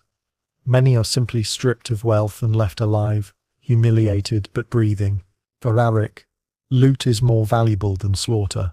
Wealth can feed his people, fund his army, and buy him bargaining power later. But individual Goths, driven by rage or hunger, don't always follow the plan, and so, alongside plunder, blood stains the streets.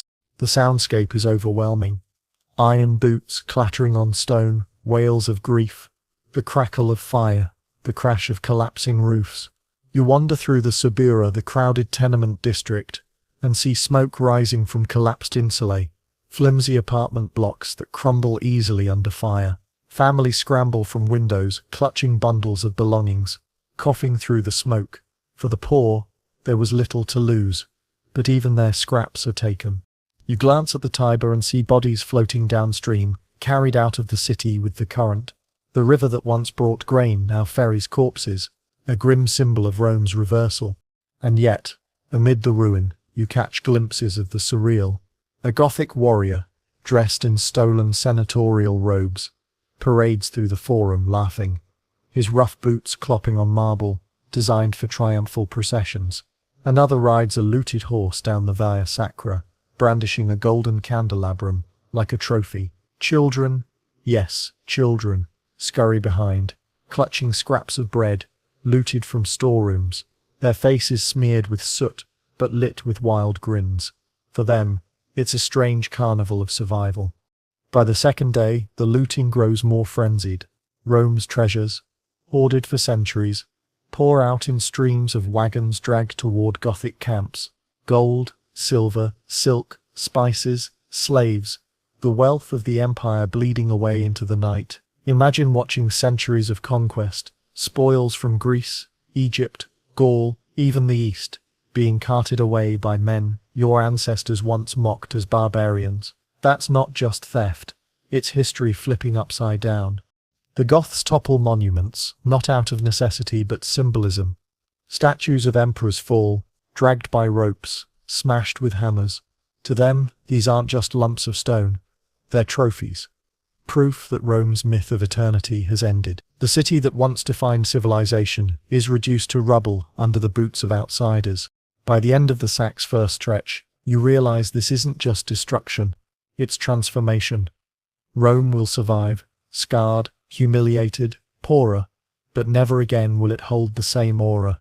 The eternal city has been shown to be mortal, its treasures scattered, its people broken, and you, walking through the smoke, hear the whisper on every lip, from senators to slaves, from Goths to Romans alike. Rome has fallen. You've seen Rome stripped bare, villas ransacked, temples looted, statues toppled. But amid the ruin, there's another story running alongside the chaos, the desperate search for survival. The sack is not uniform terror, it's a patchwork of brutality, mercy, chance and faith. Walk through the city now, and you'll see not only death and fire but also sanctuaries where life clings on, fragile yet fierce. The first thing you notice is the role of the churches. Alaric, as an Arian Christian, has issued strict orders. Basilicas dedicated to the apostles, especially St. Peter and St. Paul, are to be spared. In the middle of the sack, that command becomes a lifeline. Families pour into these holy sites, carrying whatever they can: children, jewels, relics, bread crusts. Bishops stand at the doors, arms raised, offering sanctuary. To the Goths, these buildings are off limits. To the Romans they become arks, floating on a sea of fire. Step inside the Basilica of St. Peter, and you feel the contrast immediately. Outside, the city roars with chaos. Inside, there's a hush broken only by prayers and sobs. Hundreds, maybe thousands, huddle together, the rich rubbing shoulders with the poor. Senators who once presided over the empire now crouch beside beggars, whispering the same desperate appeals to heaven. Mothers nurse infants under marble columns. Children cling to statues of saints. Old men lie prostrate on the floor. The air smells of sweat, fear, and for many, it feels like the last safe place in the world. There are stories of miraculous escapes here. Some say Gothic soldiers who entered the basilicas were struck with awe, refusing to touch those inside. Others whisper of angels appearing to guard the altars. More practically, the explanation is Alaric's orders, but to the survivors, divine protection feels more real than politics. Not every sanctuary holds, though. Pagan temples, lacking such protection, become traps. You hear tales of families rushing into the temple of Jupiter, only to be dragged out and slaughtered, their treasures stripped away. For pagans, it's the final humiliation, proof, at least in the eyes of their Christian neighbors, that the old gods have abandoned them. If Jupiter can't protect his own house, who will? Outside the sanctuaries, survival takes other forms. Bribery becomes a common tactic. Wealthy households fling open doors, offering gold, silver, even daughters in exchange for safety. Sometimes it works. A Gothic captain, flush with treasure, decides not to waste time with further violence. Other times, the bribe buys nothing but a quicker death. It's a gamble, and the dice are cruel. Slaves find opportunity in the chaos. For generations they've borne the weight of Rome's grandeur, beaten, bought and sold. Now, with the city in flames, many turn the tables. Some point Goths toward their masters' hidden hordes. Others take revenge with their own hands, striking down former oppressors in alleys where no law remains. And some simply vanish, slipping into the shadows to seek freedom beyond the walls. For the masters, it's a terrifying reminder that power was always borrowed, never guaranteed. And then there are the miraculous survivals. You hear of a family hiding in a wine cellar, overlooked while Goths above drink themselves into stupors. You hear of children who survive by clinging to church processions, mistaken for choir boys. You hear of senators who live because their slaves, surprisingly loyal, smuggle them out disguised in rags. In a sack, survival often isn't about strength or wealth. It's about luck, timing, and sometimes the mercy of strangers. But survival doesn't erase suffering. You walk into the Subura, the crowded slum district, and see thousands with nowhere to hide. Their insulae have burned, their alleys swarmed. Families crouch in doorways, trembling, waiting for the storm to pass. Some are cut down where they sit. Others are simply ignored, too poor to be worth the trouble. For them, survival is bitter, shadowed by the knowledge that they have nothing left to return to. Throughout it all, the Gothic discipline remains uneven. Some warriors respect Alaric's orders, sparing those in churches, showing mercy when bribed. Others, swept up in rage or greed, ignore restraint. Alaric tries to enforce control, but once a city of hundreds of thousands is thrown open to tens of thousands of hungry warriors, chaos is inevitable. Rome, for 3 long days, belongs to the sack. You notice, though, that the sack isn't complete destruction. Unlike later invaders, the Goths don't burn Rome to the ground. Fires rage. Yes, but they are incidental, not systematic. Monuments still stand, even if looted. Aqueducts still run, even if fouled. Alaric doesn't want Rome reduced to ash. He wants Rome humiliated, plundered, broken, but still standing as a symbol of Gothic triumph. It's not annihilation, it's a statement. And what a statement it is. You walk past the Basilica of St. John Lateran, spared as a sanctuary, and step into the open streets where villas lie gutted, their walls blackened. The contrast stuns you. One building echoing with prayer, the next with screams, one family preserved by faith, another destroyed by fate. Rome has become a city of islands, patches of survival floating amid a sea of ruin.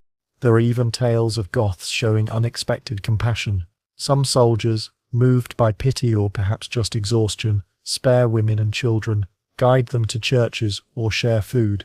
Others ransom captives instead of killing them outright. These moments are scattered, rare, but they remind you that even amid horror, humanity flickers.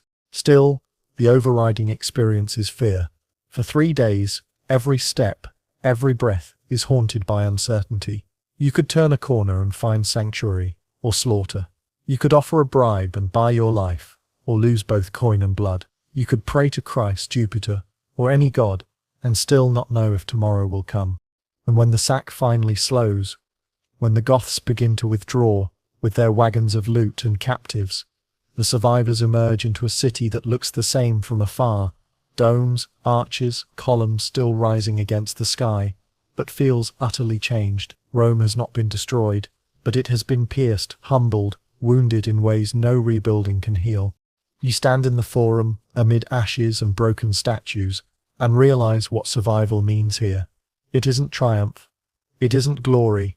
It's simply breathing, simply living to see another day in a city that has just discovered its own mortality. You step into the aftermath now, when the first shock of fire and fury begins to give way to a quieter horror, captivity. Rome's treasures are gone. Yes, wagons piled with gold, silver, silks, and spices creak out through the broken gates. But just as valuable to the Goths as jewels are people. The sack isn't just about looting, it's about taking lives to ransom, trade, or carry away. And so, as the smoke thins over the eternal city, long lines of captives begin to form. Look closely, and you'll see the mixture. Some are senators and aristocrats, their purple-striped robes torn, their faces pale with disbelief. These are men and women who once dined under painted ceilings, whose ancestors commanded armies and ruled provinces. Now they stumble barefoot in the dust, bound together with ropes, guarded by warriors who once begged for Roman charity. The reversal is dizzying. Among them are slaves, or at least people who used to be slaves. Some are seized by Goths who see them as valuable property, no different from a golden chalice or a bag of coins. Others melt into the crowd, pretending to be freedmen, hoping the chaos has erased their chains.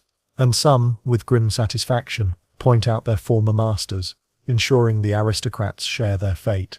The sack doesn't just topple walls, it upends hierarchies. Then there are women, noble women, matrons, young daughters of Rome's elite. For them, captivity is especially terrifying. Many will be ransomed, their families paying Goths to return them. Others will be taken as part of Gothic households, unwilling prizes of war, and some vanish entirely, lost to the march of history. You see their faces in the crowd, some weeping, some grimly silent, some clutching crosses and whispering prayers that sanctuary might still find them. One figure among the captives draws particular attention. Galla Placidia, half-sister of Emperor Honorius. Imagine it, the emperor's own kin, dragged through the streets by Goths, while Honorius sulks safe in Ravenna.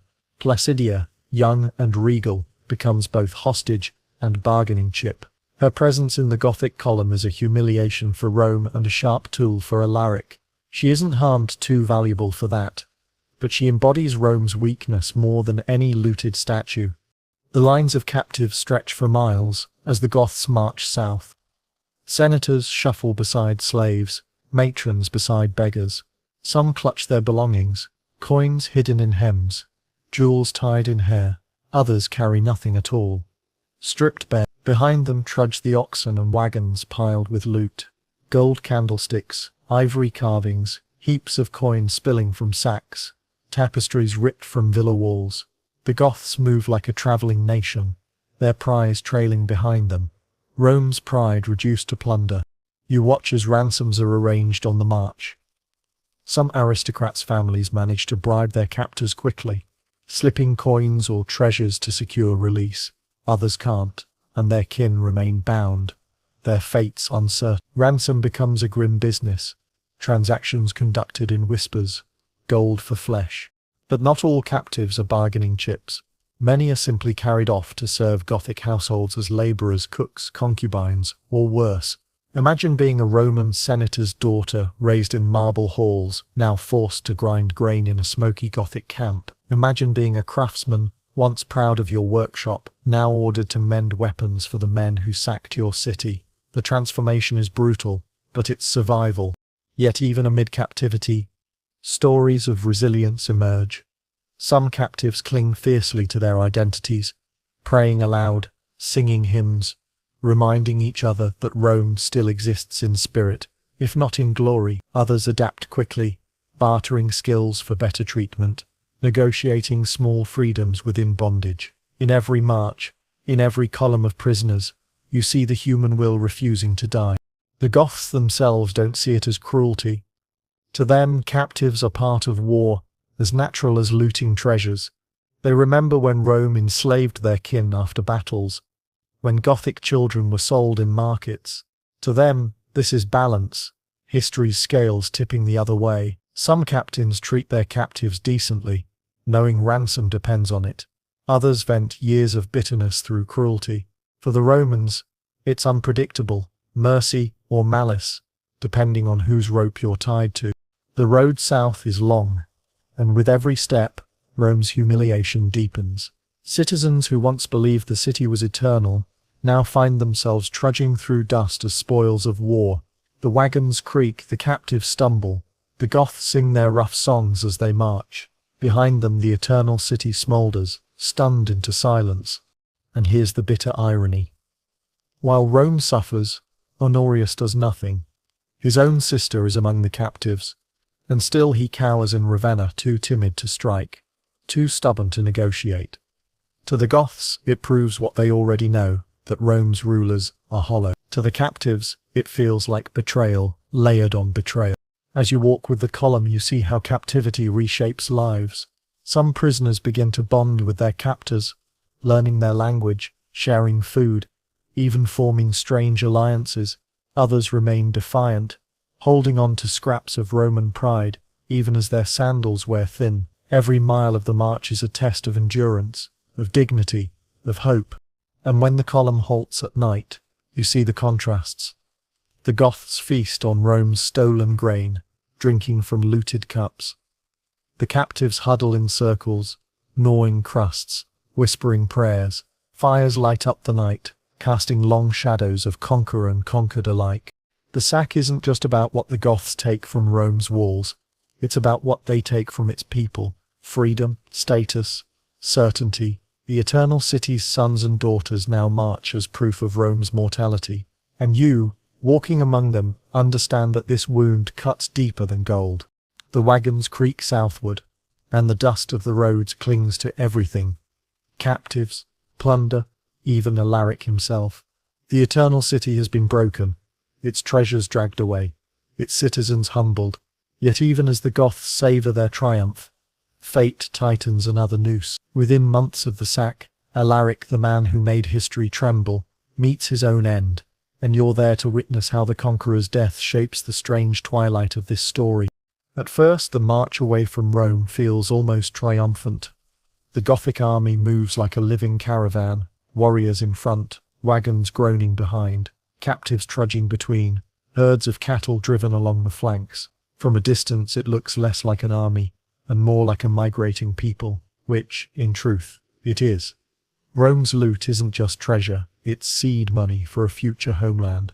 Alaric isn't interested in merely burning cities. He wants stability, land, a lasting settlement for his people. So the Goths march south, toward Campania, Calabria, eyeing ports and harbours. Alaric has a new plan: to cross into Africa. Why Africa? Because it's the breadbasket of the Western Empire. Whoever controls Africa controls the grain supply, and whoever controls grain controls Rome. Alaric envisions settling his people there, feeding them, turning conquest into permanence. It's bold, brilliant, and doomed. Storms rise up as if the gods themselves oppose him. Gothic ships, hastily seized, founder in the Mediterranean. Waves swallow vessels before they can set sail, scattering men and animals alike. Alaric, frustrated, turns back to the mainland. For all his victories, the sea proves unconquerable. His dream of Africa vanishes into salt spray. It's then that his health begins to falter. Perhaps it's illness, perhaps exhaustion from years of campaigning, perhaps a wound festering unseen.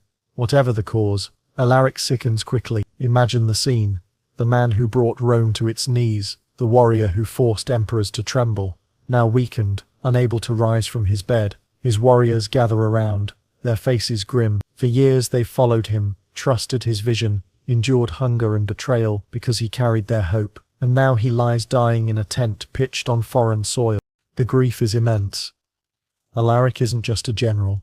He's a symbol of everything the Goths have endured: their exile, their battles, their quest for recognition.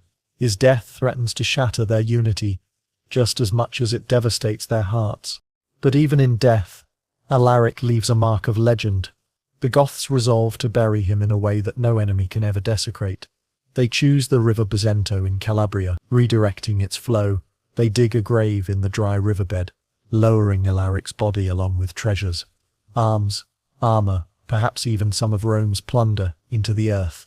Then they let the waters flow back, sealing their king beneath the current, hidden forever. The slaves who dig the grave are executed afterward, so no living tongue can reveal the secret. Picture it: the river rushing over him, the sound of water hiding the conqueror in eternal silence. It's a burial fit for a man who toppled legends. No monument marks his tomb. No inscription boasts of his deeds, just the flowing water, whispering endlessly over stone and sand, keeping his secret for eternity. And so Alaric vanishes from the stage as suddenly as he stormed it. For Rome, it feels like a strange stroke of luck. The man who breached their walls, who held their destiny in his hands, is gone. Some Romans even mutter that divine justice struck him down, that Jupiter or Christ themselves intervened. For the Goths, it's a wound deeper than hunger. Their father, their leader, their shield against chaos, is no more. But the story doesn't end with Alaric's death. Leadership passes quickly to his brother-in-law, Athalf. The Gothic host cannot crumble, too many lives depend on it. Athalf inherits the captives, the plunder, and the enormous task of steering this wandering people toward a future. He will marry Galla Placidia, Honorius's sister, binding the Goths and the imperial family in a strange knot of politics and survival. Under his guidance, the Goths will leave Italy behind and move into Gaul and Spain, carving out a place that Rome once refused them. Yet, Alaric's shadow lingers. His death on foreign soil, his secret grave beneath the river, becomes legend among his people. Stories circulate of his ghost watching over them, of the river itself guarding his treasure. And among Romans, his name becomes a curse and a warning. Proof that the eternal city is not eternal, that even its walls can fall, that one man and one people, spurned and betrayed, could do what Hannibal never dared. You walk along the Bosento's banks in your mind, and listen. The water burbles gently, innocent, timeless. No sign reveals the conqueror beneath. But if you lean closer, maybe you can imagine the whispers of Gothic chants, the echo of horns, the memory of a king laid to rest with Rome's stolen pride. The Goths march on, but without Alaric, something changes. The fire is dimmer, the focus shifts. They are still strong, still dangerous, but the man who defined their struggle is gone. And Rome, though scarred, survives. Not because it triumphed, but because fate removed its greatest threat. The sack of 410 will be remembered forever, not as annihilation but as humiliation. And Alaric's death ensures that his story and Rome's shame are etched together in the chronicles of history. You're back in Rome now, or what's left of it. Smoke still clings to the air. Temples stand desecrated, villas stripped bare, and streets echo with silence. The Goths are gone, dragging their wagons south with captives and loot, but the city they leave behind is stunned, hollow, almost too dazed to grieve, and across the Mediterranean world, the shockwaves ripple outward. The sack of Rome is not just an event, it's an earthquake felt in every palace, every senate, every church. First, you look at the Western Empire itself. Honorius, still safe in Ravenna, hears the news that his capital has been plundered. He is shaken, but not enough to act. Chroniclers tell us he reacted with bizarre detachment, more worried about his chickens than his citizens. Whether the story is exaggerated or not, it sticks because it feels true. Rome had an emperor so far removed from reality that he barely blinked while the heart of his empire bled. His ministers scrambled to spin the disaster, insisting the empire was still intact, the army still strong, the capital still technically Ravenna, but no rhetoric could disguise the truth. The unthinkable had happened. For ordinary Romans, the wound was deeper than politics. Imagine walking streets once filled with triumphal processions and now littered with ashes. Imagine visiting temples that once promised eternity and now stand empty, their treasures carted away. Imagine whispering the names of ancestors who conquered the world, only to see their descendants fleeing from barbarians. The psychological blow was immense. Rome's aura of invincibility, cultivated over centuries, was shattered in 3 days. News travels fast, even in the ancient world. Messengers, merchants, refugees and sailors carry tales of the sack eastward, across the Adriatic, into the Eastern Empire. In Constantinople the shock is palpable. Rome may no longer have been the political capital, but it was still the symbolic heart of empire. To hear that it had been stormed by Goths, unthinkable. Court officials whisper in disbelief. Bishops thunder in sermons. Common folk stare wide-eyed at rumors that the eternal city has fallen. Reactions vary. Some Eastern Romans gloat, secretly relieved that their own Constantinople had not been the target. Others weep, remembering Rome as the mother city of all civilization. Even Emperor Theodosius II, young and cautious, is shaken. He orders prayers, donations to refugees, and consolations to senators who flee east.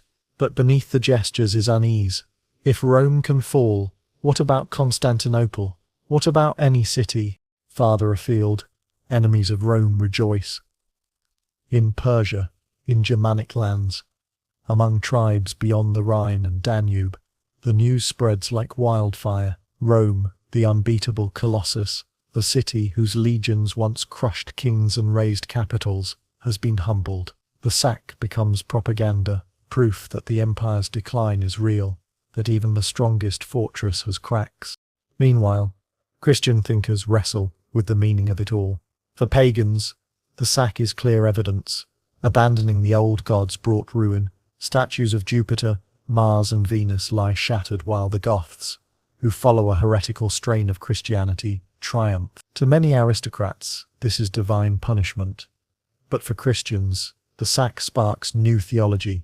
Bishops argue that earthly cities, even Rome, are temporary, while the city of God is eternal. Augustine of Hippo, hearing the news in North Africa, begins writing his monumental work, The City of God, responding to pagan critics, and offering Christians a new way to interpret disaster. That book will echo through centuries, shaping Western thought long after Rome itself is dust. For refugees, though, there's no time for theology. You see them pouring out of Italy. Senators, widows, slaves, priests, carrying stories of horror, begging for food and shelter. Ports in Africa and the East are flooded with survivors, their ragged clothes and hollow eyes telling the tale better than any scroll. Local communities strain to absorb them, while politicians debate how to handle the influx. Some are welcomed, others are met with suspicion. Displacement becomes a legacy of the sack, scattering Rome's people across the Mediterranean. And yet, strangely, the empire does not collapse overnight. Provinces still pay taxes, legions still patrol frontiers, trade continues, Africa still sends grain, though temporarily disrupted, and Gaul still fields armies. Rome has been scarred, but it isn't dead. In fact, within a few years, it will even recover enough to rebuild parts of its population and economy. But the psychological damage never heals. From now on, everyone knows the eternal city can be taken. That realization changes everything. Ambitious generals, restless tribes, and rival emperors all understand that Rome's armor has cracks. Later sacks, by Vandals, by Ostrogoths, will follow the path Alaric blazed. The Gothic sack of 410 becomes the template, the warning shot, the proof that Roman might is mortal. Back in the city, life slowly resumes. Survivors emerge from hiding, sweeping rubble from courtyards, patching burned roofs, scrubbing soot from frescoes. Senators meet again, their ranks thinner, their pride dimmed. Priests rebuild altars, offering prayers to gods old and new, but the city feels different, haunted. People glance nervously at the gates, half expecting another horde to appear. Every sound of a horn, every rumor of movement beyond the walls, stirs panic. For the Senate, humiliation is permanent. Once the masters of empire, they are now supplicants. Their daughters carried off, their treasures stolen, their authority mocked. Some flee permanently to Constantinople, abandoning Rome altogether. Others stay, clinging to tradition, but their power is broken. The sack marks not just the decline of Rome as a city, but the decline of its aristocracy as a political force. And, for Honorius, he remains in Ravenna, insulated, indifferent. The empire limps on under his nominal rule, but everyone knows the truth. The emperor is irrelevant. Power lies in generals, in ministers, in whoever can muster troops and coin. Honorius, the emperor who let Rome fall, becomes a symbol of incompetence, a cautionary tale for centuries to come. Walk through the ruins one last time. The Forum is quieter, its statues scarred, its temples hollow. The Colosseum still stands, but its grandeur feels hollow, its crowds diminished. Families whisper stories of those who vanished into Gothic captivity, while others light candles in basilicas spared by Alaric's orders. Rome breathes again, but the air is thin, fragile, uncertain. The sack has ended, but the aftershocks have only begun. Across the Mediterranean, from Constantinople to Carthage, from Alexandria to Antioch, the same realization echoes. Rome is no longer invincible. The eternal city, for the first time in memory, has been shown to be mortal. And you, standing in the middle of the scarred Forum, realize that history itself has shifted. Rome will endure a little longer, but its myth has already crumbled. The Goths have marched away, Alaric lies beneath the waters of the Bacento, and the survivors of Rome wander their ruined streets in shock. You, walking through the hushed avenues, know that something deeper than buildings has been destroyed. This is not just about lost treasure, toppled statues, or broken gates. It is about an empire's soul. Rome has discovered its mortality, and the world will never see it the same way again.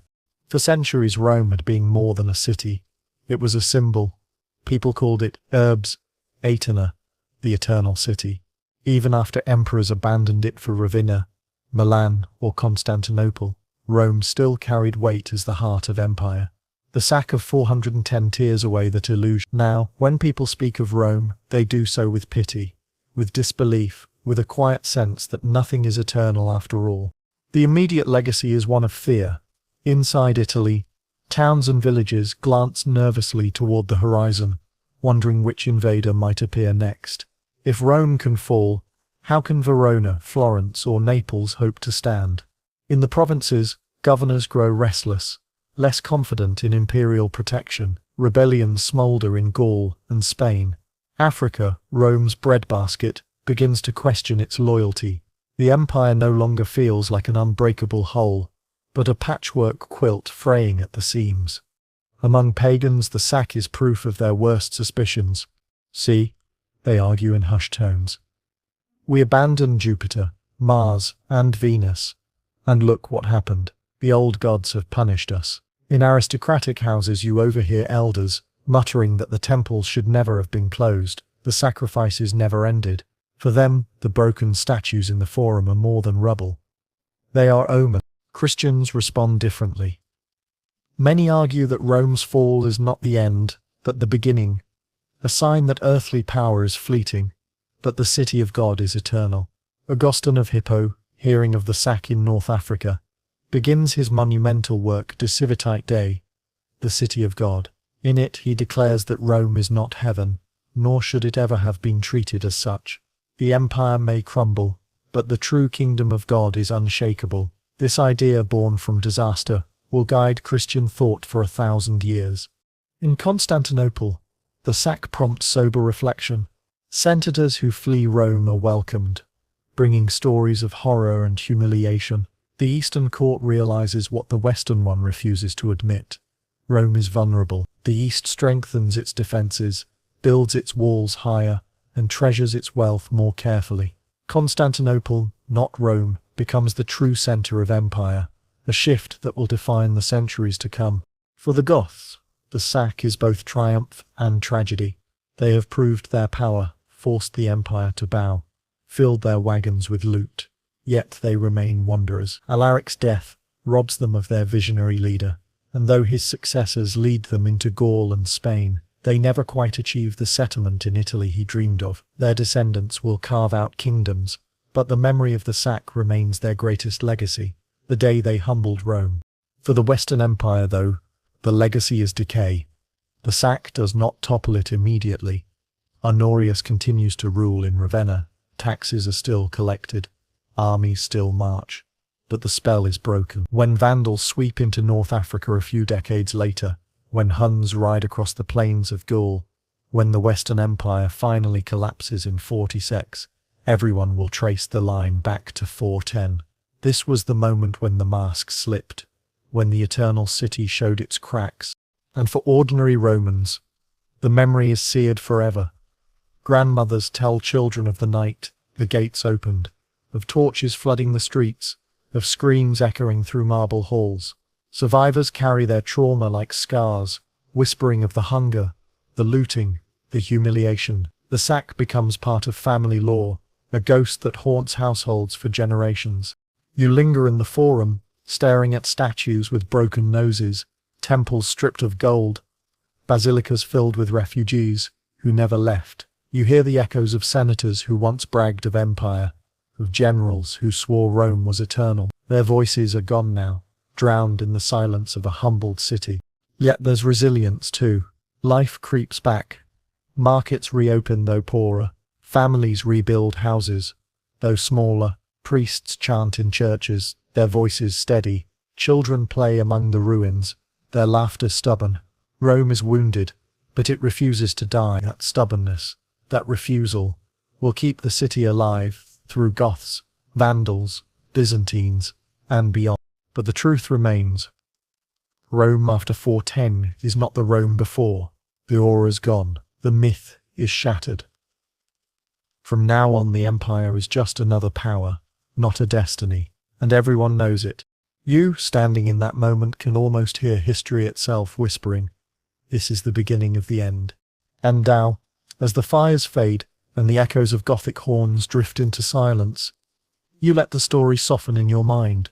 The sack of Rome was brutal, yes, a wound that shook the ancient world, but here in the quiet after the storm, you can see how even the greatest cities, the strongest walls, the proudest empires, are fragile. Nothing on earth is truly eternal. Let the details blur now, the clatter of swords, the cries in the Forum, the wagons of plunder rolling away. Picture instead the dawn over the Tiber, calm and unhurried, the river flowing on, as it always has. Long after emperors and generals vanish, the river still runs, washing the stones, reflecting the sky. Breathe slowly. The people of Rome, broken as they were, still woke the next day. They still lit fires, baked bread, tended gardens, prayed to their gods. Life has a way of continuing, even through ashes. And though Rome's myth was shattered, its story wasn't over. It endured, transformed, reborn in other forms, inspiring generations to come. So tonight, let that be your comfort. Even when walls fall, even when the proud are humbled, the world doesn't end. It shifts, it reshapes, it finds new rhythms. Rome's fall became Augustine's vision, became the seed of medieval Europe, became a reminder that change is the only eternal thing. Close your eyes, let the noise of battle fade, and rest in the thought that history, however turbulent, always flows forward. Just like the Tiber, just like time, just like your own breath. Good night. Sweet dreams.